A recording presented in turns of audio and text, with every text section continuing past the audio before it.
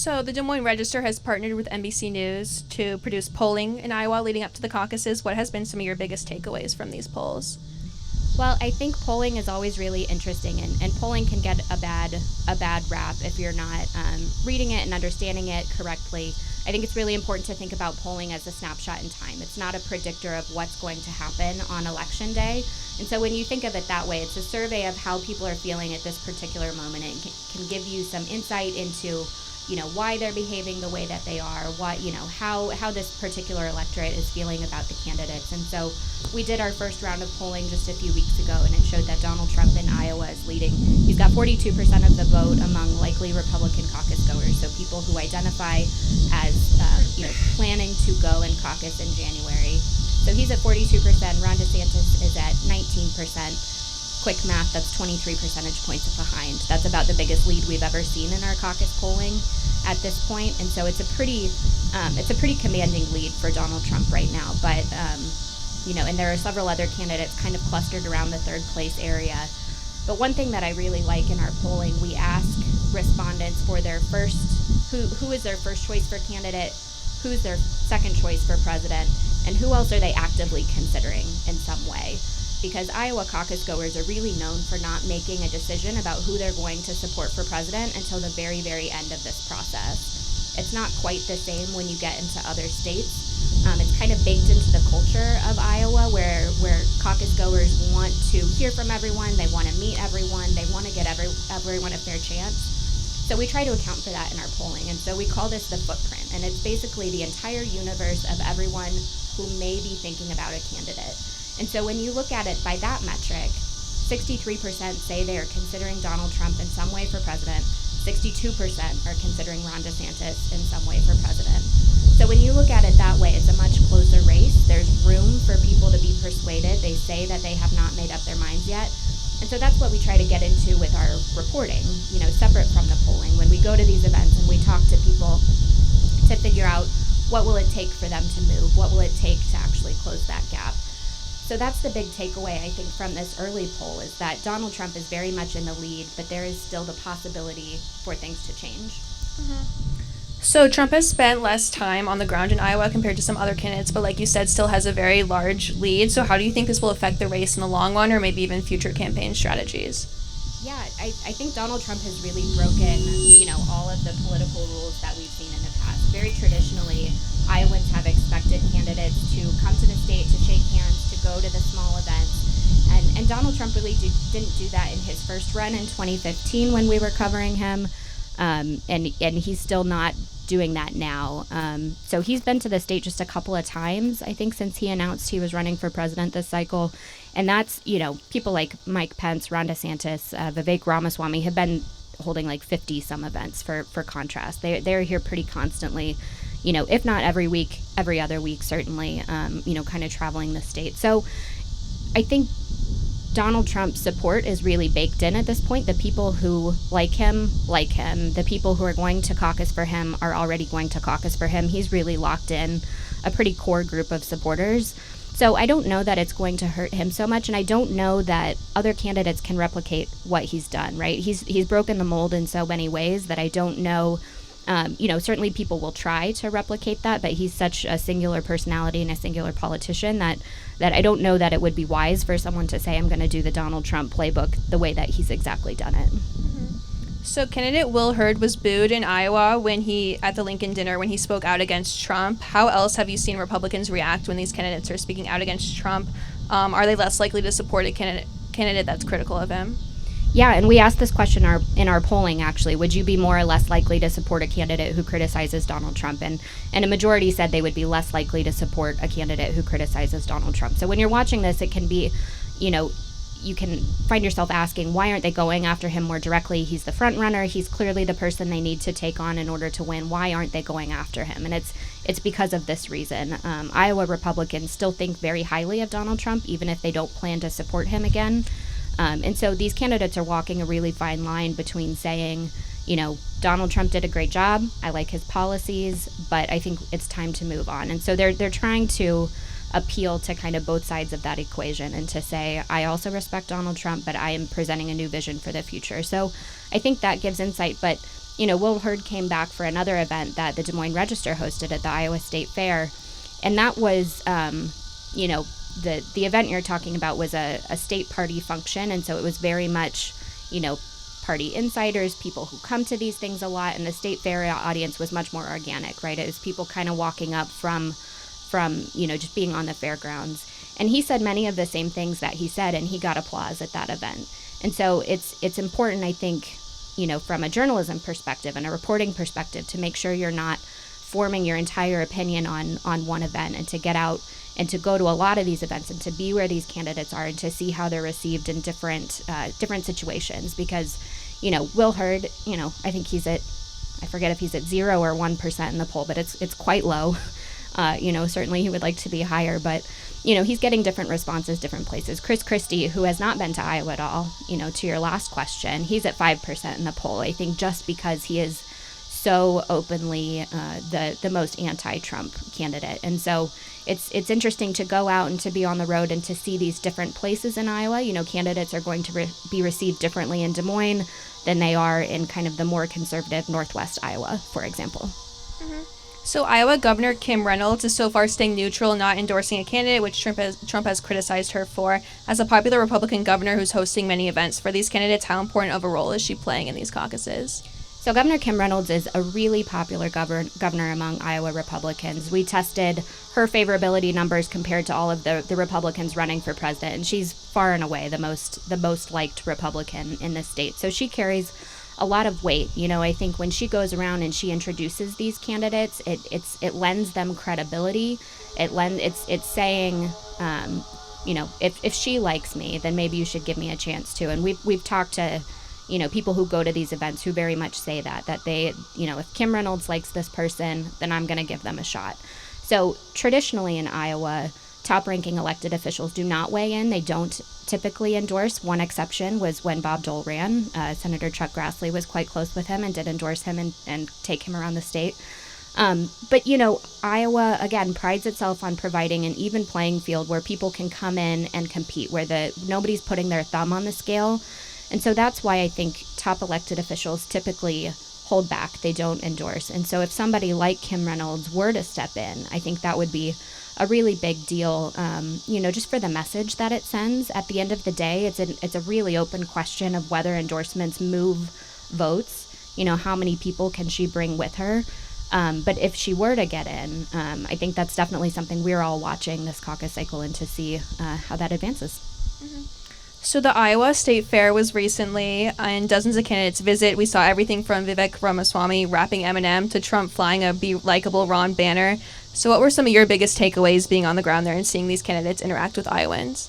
The Iowa State Fair is always a little surreal. You find yourself asking, why are we doing this? Why do you have to do this to become president? And I was saying before this event started, all of the new reporters who come to the Register, who are reporting for other outlets, there's always a moment where they come to me and they say, what is happening? What is this? And, our newest political reporter, he's been here maybe 6 months now. This is his first Iowa State Fair, and he came back. He was like, I was just filming Francis Suarez eating a corn dog. Why am I filming him eating a corn dog? And there's just always kind of just some strange things that happen there. But I think the big day at the fair this year was when Ron DeSantis was scheduled to speak, and he spoke at Kim Reynolds' event and then was moving through the fairgrounds to get to the pork producer's tent. You also have to flip pork burgers in order to be president. And so he was moving through the fairgrounds, and he had this big crowd. Everyone was kind of swarming him, trying to get photos and selfies and shake his hand. And, Donald Trump's private jet buzzed overhead as this was happening, and you can see the Trump lettering on the side of it. And so we looked it up later, and it's very much not in the flight path to get to the Des Moines airport to fly over the Iowa State Fair. It was a very intentional trolling of Ron DeSantis below. And so Donald Trump lands, and he just had this massive crowd around him following him. And so it was a really interesting split screen, kind of the chaos around it. But if you can step back and kind of take a look at the big picture, I thought it was a really interesting, display of kind of what we're seeing in the polls very much played out at the fair that day. Mm-hmm. So how, if at all, have you seen the sentiment in Iowa change after events like the state fair, the debate, the Trump arrest, and things like that? Yeah, the debate was a really interesting one, and we were in the field our poll was right in the field right before the debate happened, and so that was a kind of a snapshot pre-debate, and candidates like Vivek Ramaswamy had a lot of attention that night, and so again after that we move into our more anecdotal reporting. So we sent reporters to cover his campaign events on the ground, and we saw his crowd sizes get bigger. People were interested in him after that debate, and so that also comes with risks. As soon as you kind of pop your head up as someone who is an interesting candidate, who has heretofore been flying under the radar, suddenly he's getting a lot more scrutiny, he's getting a lot more attention. People are digging deeper into what he said in his past statements, and they're finding a lot of inconsistencies there. So that's a storyline that we're interested in, is how much is he benefiting from getting attention at a debate? An unknown candidate, they very much need that attention. But is it going to be balanced out by the fact that he's now getting a lot more scrutiny from the press and from people attending his events as well, that kind of thing. So the debates have the potential to shape a lot of how this race goes, because it reaches so many people in ways that kind of the handshake politics, takes more time, takes more effort. And so we're seeing, some candidates really bank on the TV strategy. Tim Scott has like $40 million in TV ads placed from now until caucus day. Other candidates like Mike Pence are really doing the handshake route. They're campaigning very aggressively on the ground, trying to get to people one by one. And they're hoping that conversations with people individually will kind of help shape the narrative. So we've talked a lot today about the Republican side, but we've still seen people like RFK Jr., Vice President Harris, Marianne Williamson make appearances in Iowa. So what do you anticipate the Democratic side of the caucuses to look like this year? Well, the Democrats really changed things very dramatically in Iowa. So Democrats, until now, have also held first-in-the-nation caucuses. But after 2020, if you were following that election, Iowa really kind of blew it that night, if we're being honest. They took several days to be able to report out results. The app that was tallying results it just failed spectacularly. And so, the thing about Iowa is it only matters to the degree that you get attention. The results truly don't, all of this is a play for delegates. Iowa has very few delegates. It truly doesn't matter toward actually amassing the votes that you need to become president. The only thing that matters is getting attention on caucus night. And if you get good attention, if you surpass expectations, if you come in third place when people thought you were going to be at the bottom of the pack, that's a win for you. You can get momentum going into New Hampshire. That gets you TV time, that gets you donors, that gets you attention from voters in the following states who are now taking you seriously. So Iowa really failed to do that in 2020. I don't think the AP ever actually called a winner. The Iowa Democratic Party certified the results for Pete Buttigieg. But it's still a big shrug, right? A big question mark. So with that in mind, the Democratic National Committee, decided to move away from caucuses and to move away from Iowa. They think of caucuses as being quite out of touch. And if you don't know what a caucus is, a caucus versus a primary works very much like election day. You show up at any time during the day, you cast your ballot, you leave, you move on with your life. The caucuses are at 7 p.m. on a Monday night in January, typically, sometimes February. And if you know anything about Iowa weather, that's a really terrible time to be outside of your home. And so it requires people to show up in person at a particular time. So if you've got kids, if you've got mobility issues, if you've got any kind of other obligation on a Monday night, which a lot of people do, there are high barriers to participation. So it's a much smaller pool of people who participate. So the Democrats have looked at this and said, this is not, it doesn't fit our values of trying to welcome as many people into this process as possible. We'd like to move toward primaries. Iowa is overwhelmingly white. They would like to move to a state that has greater representation across the board. They want to move to a competitive state in a general election. Iowa in recent years has trended very red. It's no longer at least right now, is no longer the swing state that it has been in the past. So the Democrats have looked at this and said, it's time to move away from Iowa. We're gonna move our first contest to South Carolina. And if you're campaigning in a state that is unsanctioned, which Iowa is right now, an unsanctioned early state, they plan to file sanctions against these candidates who are participating. So RFK Jr., Marianne Williamson are two Democrats who attended the Iowa State Fair. They're candidates to a degree, but that's really all they've done in the state so far. But Democrats, I don't expect to really participate in Iowa in terms of this first contest. We've seen Vice President Harris come back. She's held a few events in Iowa, I think, in order to kind of keep the Democratic Party engaged there. But, moving forward, I don't expect Iowa to continue holding this first-in-the-nation contest. So looking at the national picture, what can we take from what we're seeing in Iowa and compare that to some nationwide polls or some of the other earlier states? Yeah, I'm going to get on my soapbox for a minute. National polling you don't need it. It's garbage. Don't look at it. The only thing that matters is early state polling and swing state polling. To the degree that national polling matters, it's showing, how the nation at large feels about candidates, but that's not how we pick presidents. We pick presidents by state.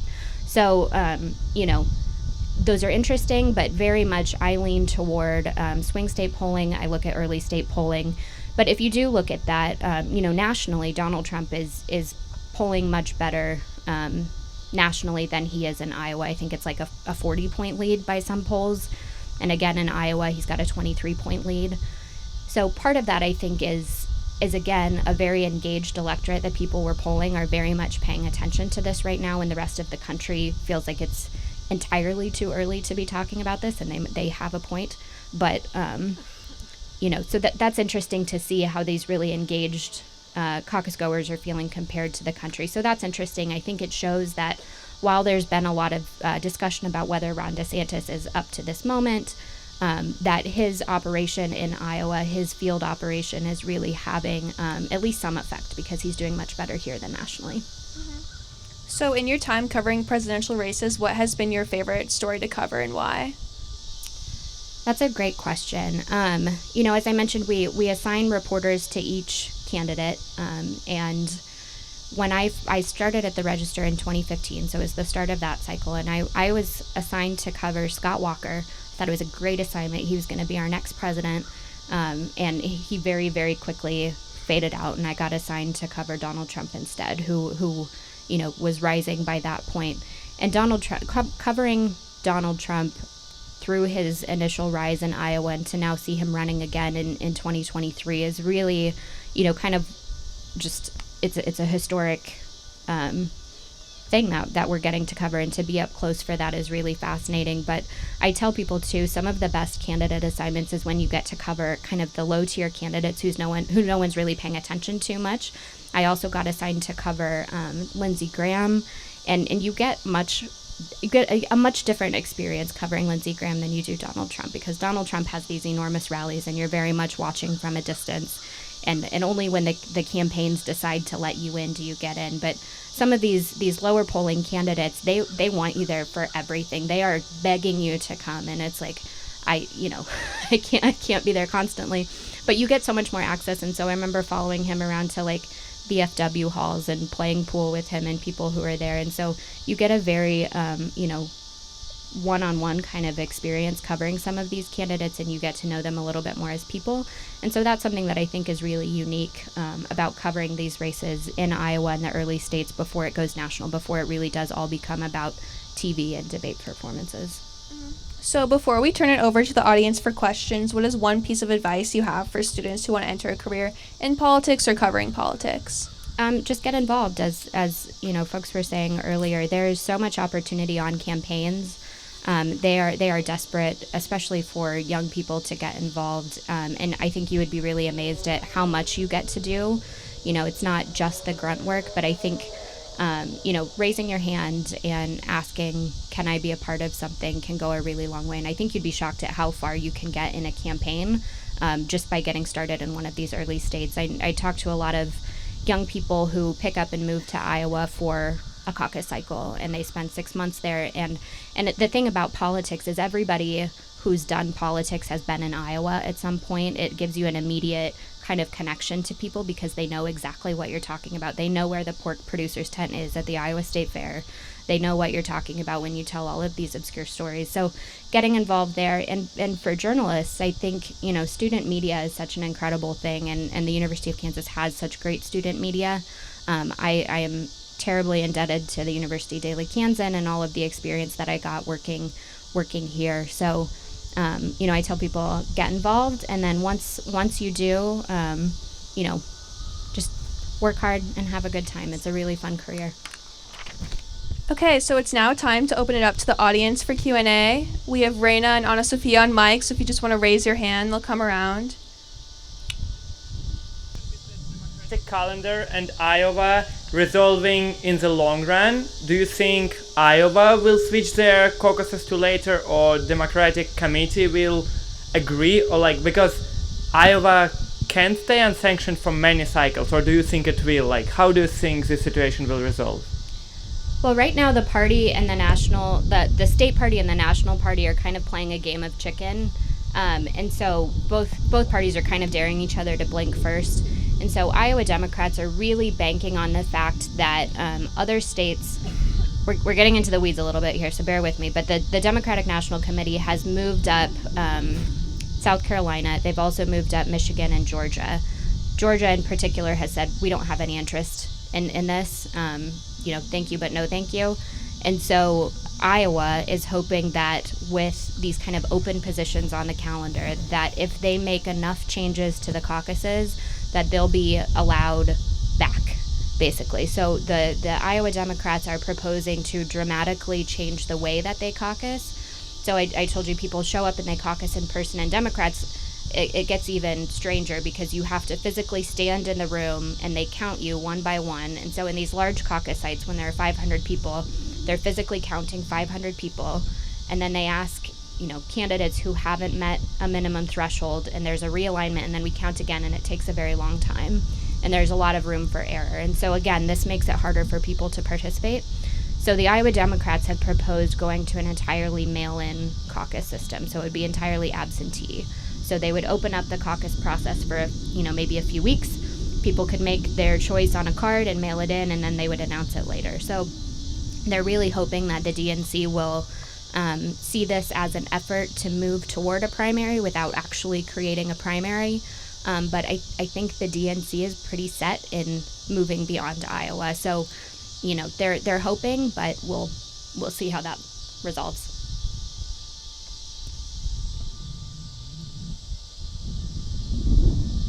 Any other questions? There's one way back there.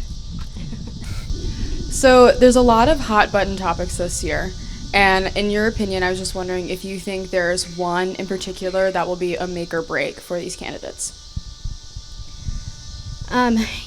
We've been talking about this a lot in our newsroom, and so sometimes you have issue elections that are really driven by policy and issues, and then sometimes you have personality elections that are driven by other things. And I think at least right now we've got kind of a personality election. We've polled on which issues are most important to caucus goers. It's things like abortion and healthcare and the economy, a lot of kind of pocketbook issues. But I think they're making their decisions in so many other ways, right? They're thinking about what Donald Trump's place is in the party and how they feel about that, and who's kind of best to answer to that. So, we think a lot about, as political reporters, and I think political news consumers, we read a lot about Donald Trump's legal troubles. We read a lot about January 6th. But I think most, at least Republicans in Iowa right now, that's not necessarily factoring into their decision making to the degree that, they've already made up their minds about Donald Trump. So even people who tell me, we want to move on from Donald Trump, very much believe that he's being unfairly targeted by these elections, that it's a biased political process. So, I think it's more kind of how they feel about the party and about the world and about Joe Biden and kind of where these candidates fit in. So, issues certainly will pop up. Ukraine is a really interesting one that's kind of been a dividing line for these candidates, but, I think it's more of a vibes election than an issues. Any other questions?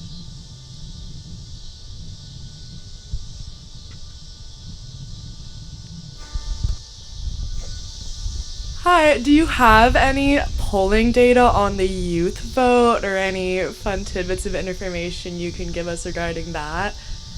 I don't actually. The bummer about the Iowa caucuses is that, again, because of its high barrier for entry, a lot of young people kind of opt out. And so it's such a small sample size in our polling that it can become kind of statistically difficult to pull out those numbers. But I know people are very interested in kind of tracking that as the election moves on, because young people can and do really change the trajectory of a lot of these things. Barack Obama, obviously, that was a huge election that was driven by young people in Iowa. And so we're following that. And I'm always interested to see what campaigns are doing to actively reach young people. And so, I don't know that I see a ton of that happening just yet, but I think some of these campaigns that are better resourced, Ron DeSantis, Nikki Haley, Tim Scott, they have a presence on college campuses in Iowa.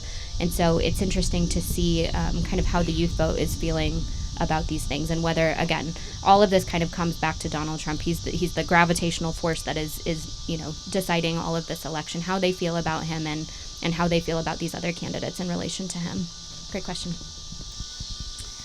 So there's obviously lots of information out there. What are the kinds of sources or the things we should be reading to stay best informed? That's a really great question. It's really hard. There's so much news. And so the Des Moines Register is a great outlet. You can subscribe. But there are lots of great kind of legacy outlets that, are on both sides of kind of the debate. I think the Wall Street Journal is a really great they tend to have a right-leaning editorial board and a take on a lot of things. I think find the reporters who are actually on the ground. It's the talking heads who are just pontificating from afar who I kind of struggle with, because they're basing their opinions on things that they've seen in the past. They're not on the ground with these candidates. And so often it's lesser known journalists. Each of the major TV networks assigns embed reporters to go to Iowa and to spend 6 months, 12 months on the ground there and following these candidates around. And so if you can find those guys on Twitter or on social media, they're very much doing the grunt work of following these candidates every single day and passing on what they're seeing. And then, the bigger names at those TV stations will opine on it. So I think find outlets that you trust. Social media can be really great, but it has become even more of an echo chamber in recent years, that I would, find a handful of sites that you trust and subscribe to an email newsletter, or follow their journalists online and follow a couple of places like that, and cast a wide net, cast places that you wouldn't normally look to. But, traditional legacy media, I think, still plays a really important role. People question the integrity of news these days, and that's valid. But, my pitch is always that when we make a mistake, we own it, we publish it, we print corrections with our stories. And so if you're looking at a place that never publishes corrections, I wouldn't trust that outlet. Look to places that own their mistakes and apologize when they've gotten it wrong.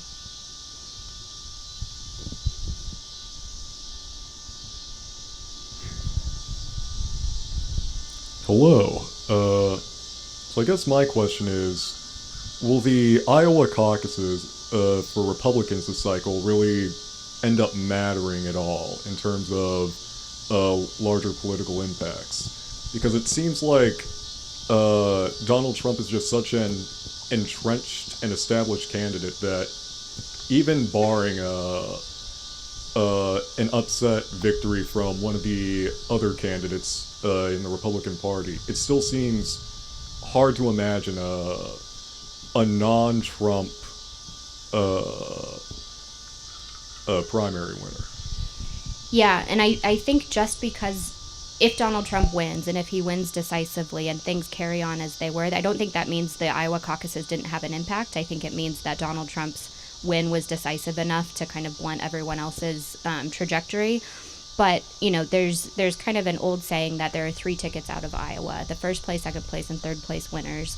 And so as long as you're in kind of that top 3, you can claim some of that momentum that I was talking about earlier. So if a Ron DeSantis can get much closer than he is now, if he can really narrow that gap, that shows momentum. We're looking, political prognosticators are looking for momentum. They're looking for who can carry forward this trajectory over, the rest of a very long nominating process. So I'm looking to see if Ron DeSantis can close that gap. I'm looking to see the third place cluster right now we've got Tim Scott polling in third place. He's at 9%. Everyone else is kind of in the 6.5–4% range. So can anyone break out of that third place pack and have an impressive showing on caucus night? If Tim Scott, for example, surpasses Ron DeSantis, if we see Ron DeSantis kind of continue to slide and someone else overtake him, if Vivek Ramaswamy ends up getting, continuing to get a lot of attention and continue to rise, that has a lot of impact for him. And now, ultimately, does that mean that he's going to overtake Trump? Maybe, maybe not. But, there's a lot happening with Donald Trump. There's a lot happening with his legal issues. It is a very long nominating process. And so a lot of these candidates are also banking on something happening that might tank his numbers. You're starting to see more messaging from people saying, we like Donald Trump. I think he's great. I would love a second term, but I don't think he's electable in a general election. So we're starting to see more of that general election messaging. I think Nikki Haley is doing a lot of that to say, I am your best candidate against Joe Biden. If you want to win, you should elect someone like me. So I think there are a lot of things that could happen, and if we see Nikki Haley rise, for example, into a strong third place finish, I think that means a lot for her going forward. And of course, she and Tim Scott are both from South Carolina, so that could have a big moment for them.